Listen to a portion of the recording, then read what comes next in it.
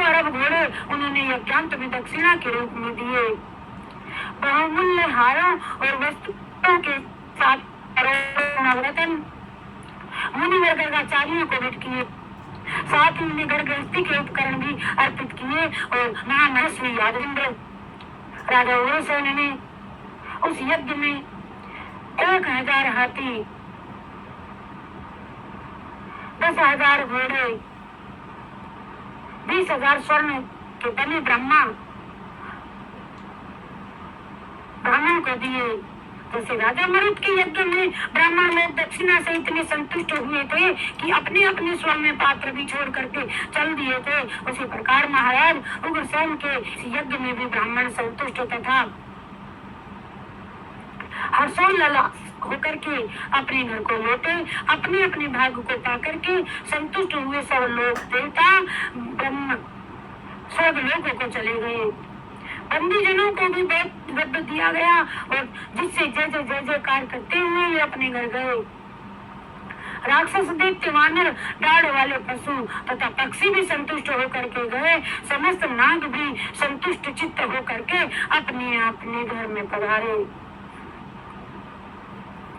गोए पर्वत वृक्ष समुदाय नदियां तथा सभी तीर्थ और समुद्र सबको अपना अपना भाग प्राप्त हुआ और वे सब संतुष्ट होकर के अपने अपने स्थान को पधारे। जो राजा आमंत्रित किए गए थे उन्हें भी बहुत बहुत दे करके दान मान के द्वारा उनकी पूजा की गई और वे सब संतुष्ट होकर के अपने अपने घर गए। नंद आदि मुख्य मुख्य गोपों का पूजन स्वयं श्री कृष्ण ने किया। वे सब लोग प्रेम और दान से प्रसन्न हो ब्रज को लौटे। राजन, इस प्रकार मैंने तुमसे राजसूय महायज्ञ के मंगल उत्सव का वर्णन किया,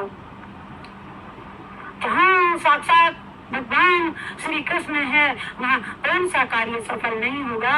जो मनुष्य सदा इस कथा को पढ़ते और सुनते हैं वे धर्म अर्थ काम मोक्ष चारों पदार्थों की प्राप्ति होती है। उनको भगवान श्री कृष्ण पूर्ण परेश परमेश्वर और पुराण पुरुषोत्तम है। पुराण पुरुष हैं वे। मैया तेरा नहीं चला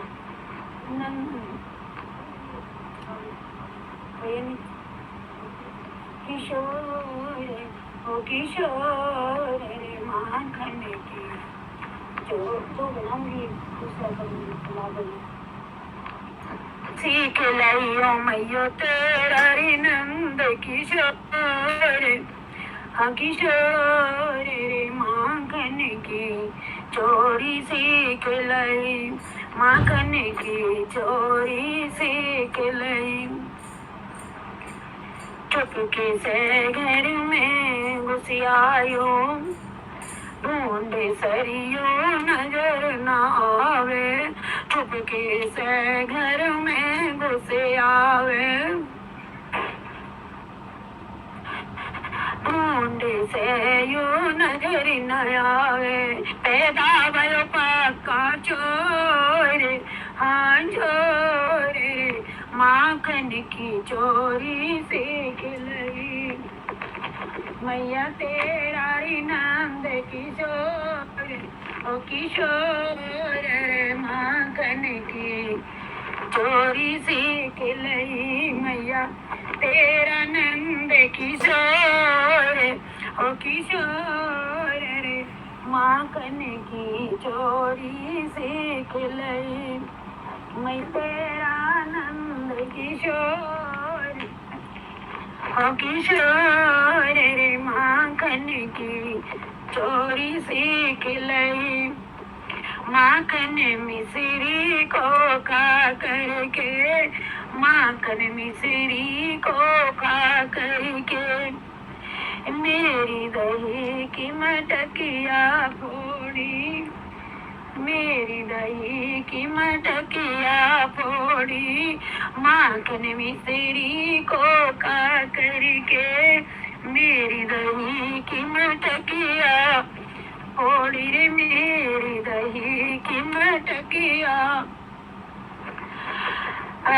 फोड़ी काना अपना काम बना करे, कान्हा अपना काम बना करे। ये तो घर में आयो तो एकदम गया जंगल की ओर रे माखन की चोरी सीख लई मैया तेरो नंद किशोर हो किशोर रे माखन की चोरी सीख लई रे माखन की चोरी सीख लई। माखन मिश्री को खा करके कान्हा अपना काम बना करके मेरी दही की मटकिया फोड़ रे फोड़ रे माखन की चोरी सीख लई मैया तेरा नंद किशोर किशोर रे माखन की चोरी सीख लई रे माखन की चोरी सीख लई। अरे गोरस तेरा नुकसान कियो मेरो घर से मोहन भाग गयो एकदम जंगल की ओर हार रे माखन की चोरी सीख लई मैया तेरो नंद किशोर हो किशोर माखन की चोरी सीख लई। समझ ले मात यशोदा जी मेरी समझ ले मात यशोदा जी तेरा उदम करे बनवारी री तेरा उदम करे बनवारी री चित अटक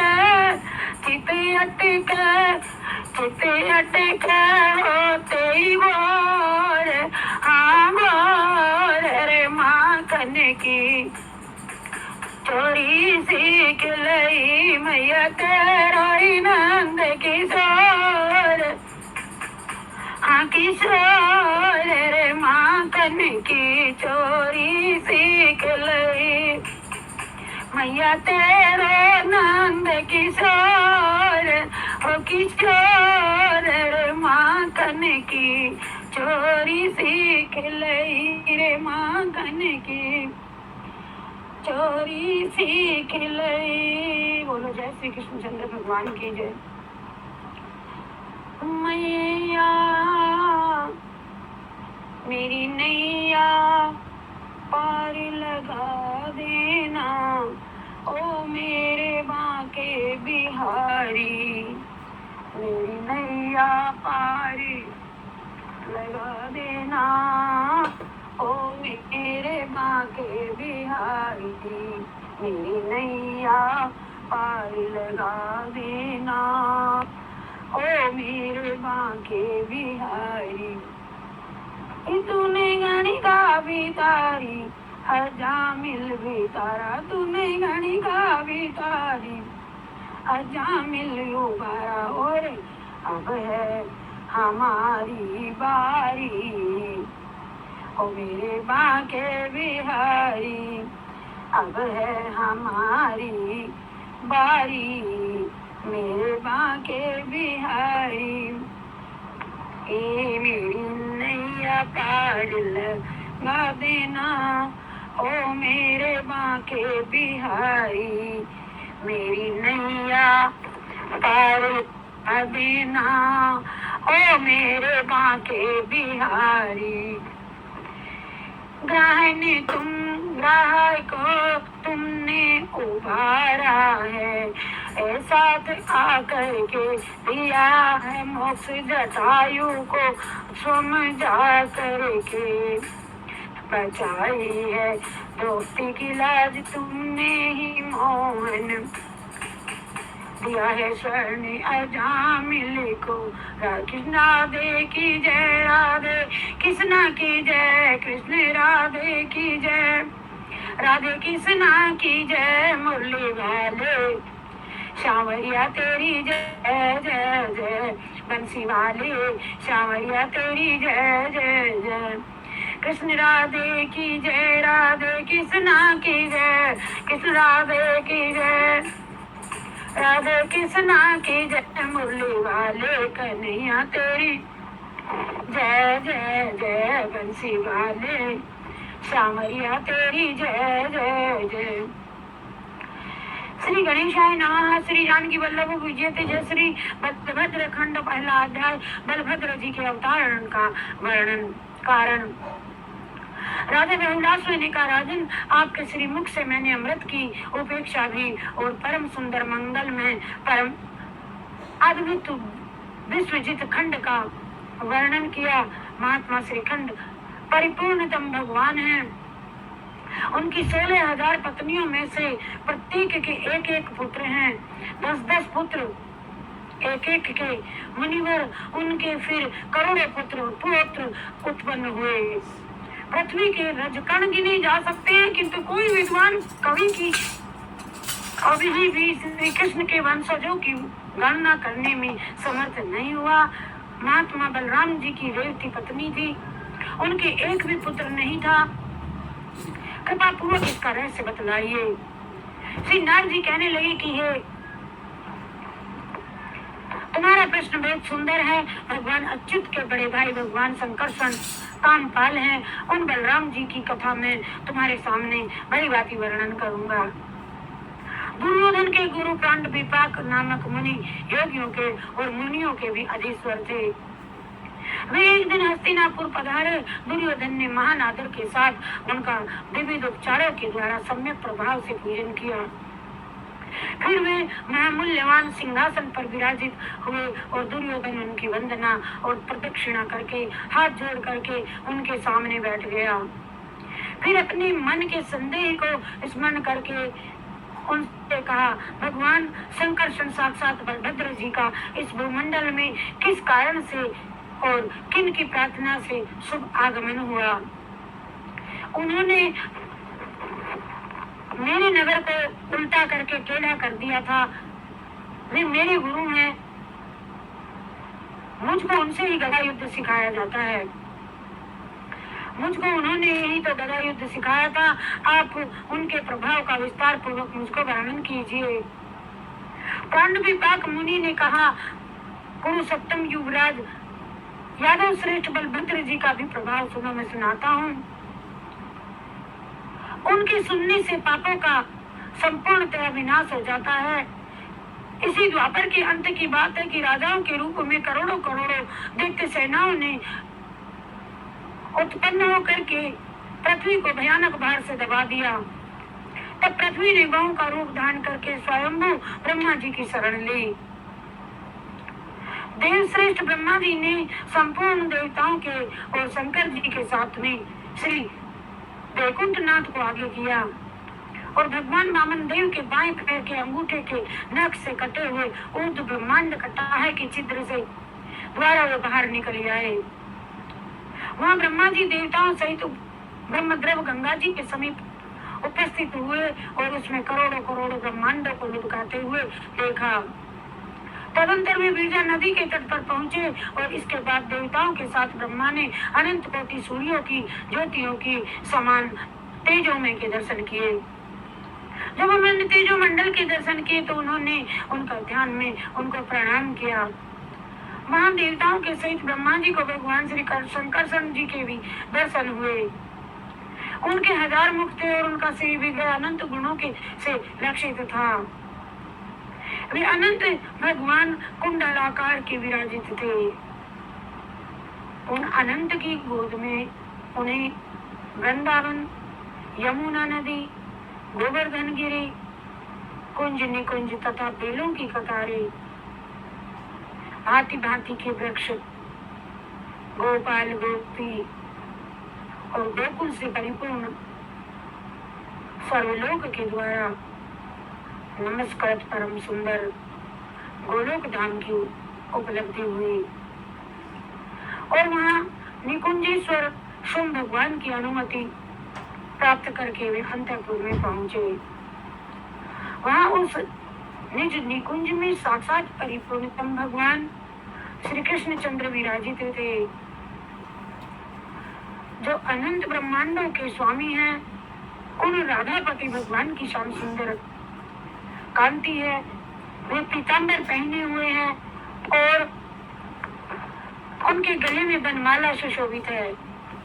वे बंसी धारण किए हुए ध्वनि करते हुए स्वर्ण के नूपुर, किंकणी और कड़े, बाजूबंद हार, उज्जवल आभापूर्ण कौस्तुभ मणि तथा अंगूठियां अलंकृत हैं।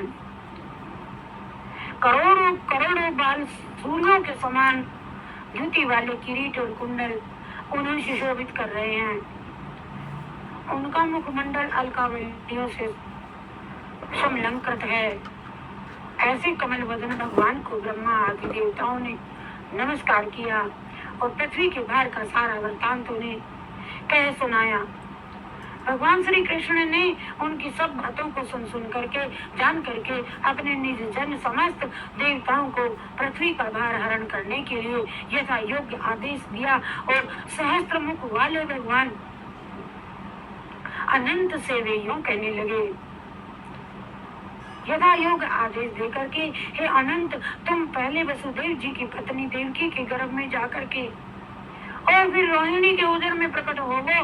तदंतर मैं देवकी के पुत्र के रूप में आविर्भूत होऊंगा। और बोलिए जय श्री कृष्ण चंद्र भगवान की जय। कृष्ण राधे की जय, राधे कृष्णा की जय, कृष्ण राधे की जय, राधे कृष्णा की जय। मुरली वाले कन्हैया तेरी जय जय जय, बंसी वाले सामरिया तेरी जय जय जय। कृष्ण राधे की जय, राधे कृष्णा की जय, कृष्ण राधे की जय, राधे कृष्णा की जय। मुरली वाले कन्हैया तेरी जय जय जय। ओ बंसी वाले श्यामरिया तेरी जय जय जय। आगे दूसरे अध्याय में श्री बलभद्र जी के अवतार की तैयारी। ताड़विभाग मुनि ने कहा कि इस प्रकार भगवान श्री कृष्ण की कहने पर हजार मुख वाले अनंत जाने के लिए तैयार होकर के सभा में जाकर के विराजित हुए।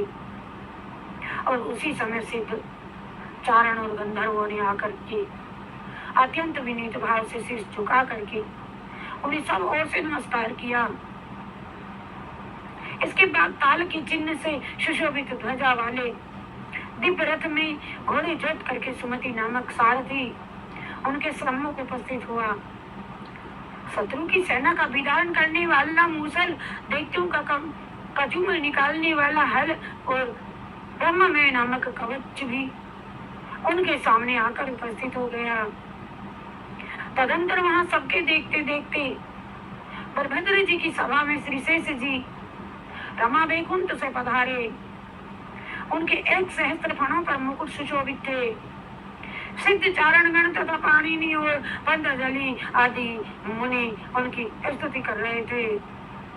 ऐसे विशेष जी आकर के स्तुति करके संकर्षण के श्री विग्रह में विलीन हो गए। उनके बाद अजित वैकुंठ से सहस्त्र बदन शेष जी का वहां शुभ आगमन हुआ। वे अजेक पात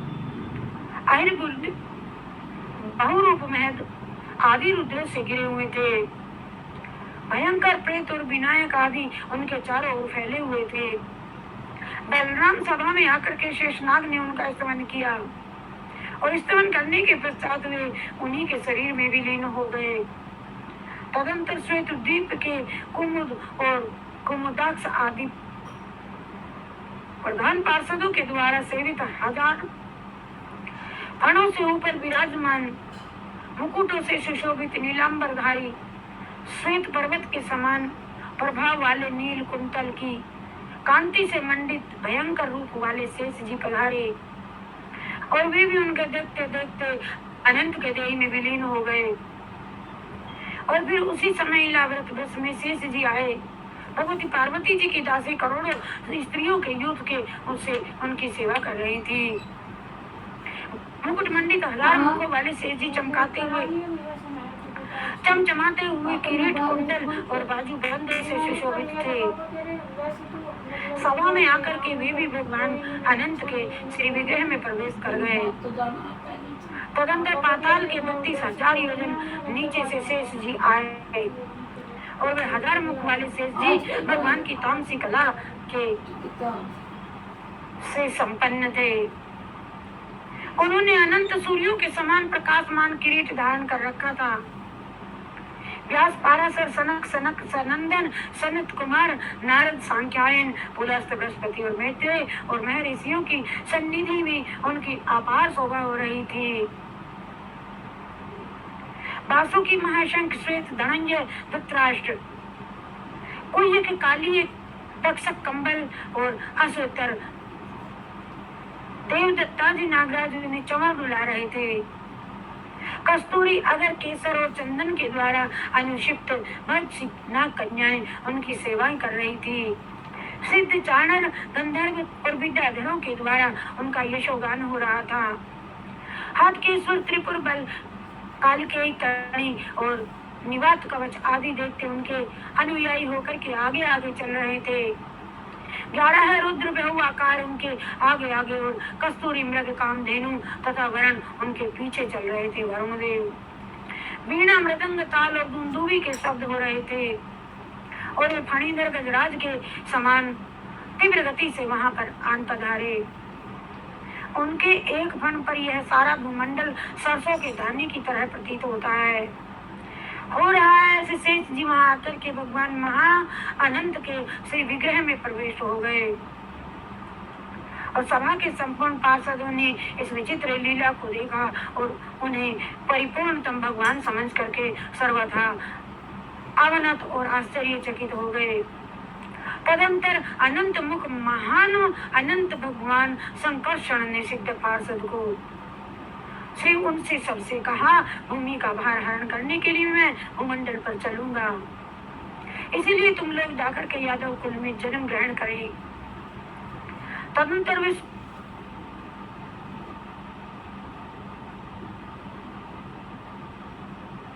सुमति सारथी से बोले, तुम बड़े बलवान और सूरवीर हो, जिस तरह यदु विलासी होकर के मैं तुम्हें याद करूंगा, उसी समय ताल चिन्हित दिव्य रथ को लेकर के तुम मेरे समीप में आ जाना। हे हल और मूसल, मैं जब जब तुम्हारा स्मरण करूं तब तब तुम मेरे सामने प्रकट हो जाना। कवच, तुम भी वैसे ही प्रकट होना। हे पाणिनि आदि, व्यास आदि तथा कुमुद आदि मुनियों, 11 रुद्रों, हे कोटि कोटि रुद्रों, गिरिजापति श्री शंकर जी, गंधर्व, वासुकी आदि नागराजों, निवात कवच आदि दैत्यों, हे वरुण और कामधेनु, मैं भूमंडल पर भारतवर्ष में यदुकुल में अवतार लूंगा। तुम सब वहां सदा सर्वदा मेरा दर्शन करना। पार विभाग मुनि कहते लगे कि इस प्रकार आज्ञा पाकर वे सभी अपने अपने स्थानों को चले गए। उनके चले जाने के बाद में अनंतर भगवान अनंत ने नाग कन्याओं के युग को देखा और उनसे कहा कि मैं तुम्हारा अभिप्राय जानता हूँ। तुम सभी तपस्या के द्वारा गोपों के घर में जा करके जन्म दर्शन करना और किसी समय कालिंदी के तट पर मनोहर रास मंडल तुम्हारे साथ रास करके मैं तुम्हारा मनोरथ पूर्ण करूंगा।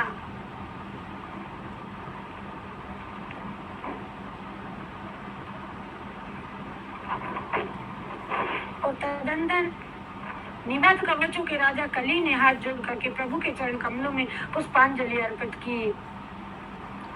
पुष्पांजलि अर्पण की और भगवान के चरणों में मस्तक टेक करके कहा, भगवान मुझे आज्ञा दीजिए, मेरे लिए क्या काम होगा?